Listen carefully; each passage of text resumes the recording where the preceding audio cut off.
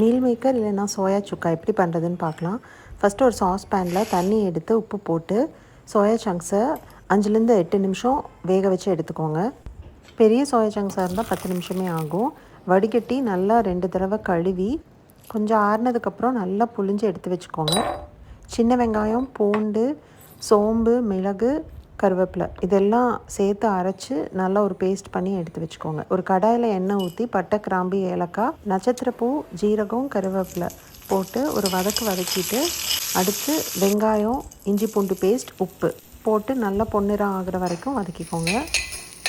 அடுத்து நம்ம அரைச்சி வச்ச பேஸ்ட்டை சேர்த்துட்டு கொஞ்சம் தண்ணி ஊற்றி நல்லா வதக்கி எடுத்துக்கலாம். ஒரு 2லேருந்து 3 நிமிஷம் வதக்கிக்கலாம். மூடி போட்டு நல்லா பச்சை வாசனை போகிற வரைக்கும் 10 நிமிஷம் குக் பண்ணி எடுத்துக்கோங்க. நல்லா திக்கானதுக்கப்புறம் மிளகாத்தூள், மஞ்சத்தூள், கரம் மசாலா, மல்லித்தூள் எல்லாம் போட்டு நல்லா வதக்கிக்கலாம். இந்த அளவுக்கு நல்லா சுருண்டு வதங்கணும்.